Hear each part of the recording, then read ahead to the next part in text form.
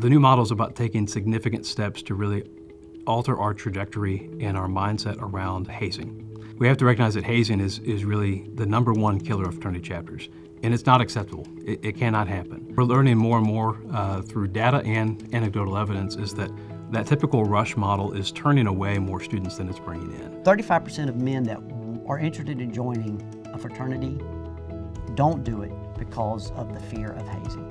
Phi Gamma Delta is taking a firm stance against that. This changing the model, eliminating the pledge process is a big step in that direction, and it's the right step to take. The new model gives us an opportunity to really reevaluate what we mean by being a member of Phi Gamma Delta and really living up to the values and working to eliminate the power dynamic that the pledging process creates.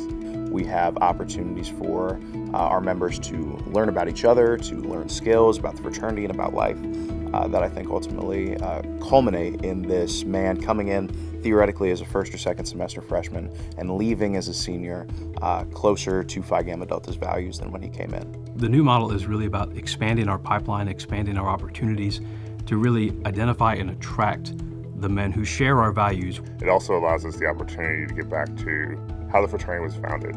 Pledging was not part of our first 50 years as an organization. People were being initiated right away. And so we're getting the opportunity to go back to what we really truly meant by the founding of Phi Gamma Delta. When it comes to new model adoption, a lot of our chapters are asking some good questions.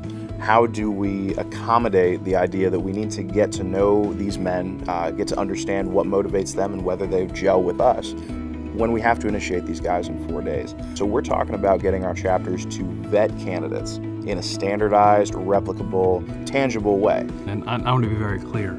I think I recognize and we all recognize that this is a multi-year, probably a decades-long transition before it fully takes hold.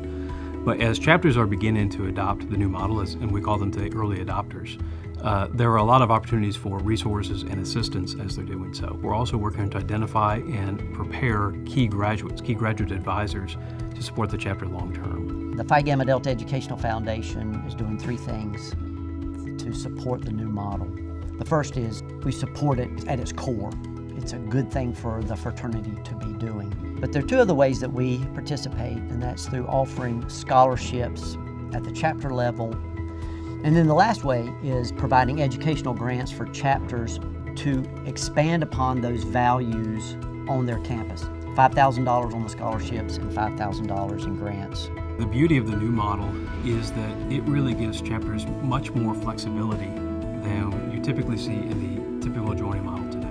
We're talking about giving our guys tangible, real-world skills that are going to help them in their jobs. The growth system talks about marketing, it talks about sales skills, it talks about the ability to leave a legacy in daily life, not just in fraternity. And I think that's something that everybody really should be looking to get out of a fraternity experience. The new model allows the fraternity to offer a lot more opportunities for actually new members and members that are getting ready to graduate, experiences that we can plan for, that we can put programming behind and help them have a great experience. We are changing the trajectory of something that's been in motion for 100 years. If we don't find ways to help the membership experience be something that's valuable throughout, we lose a lot of good men through that process. Anything that is successful never remains stagnant. The new model is really about adaptation for the times, which I think our brothers will benefit from for years and years to come.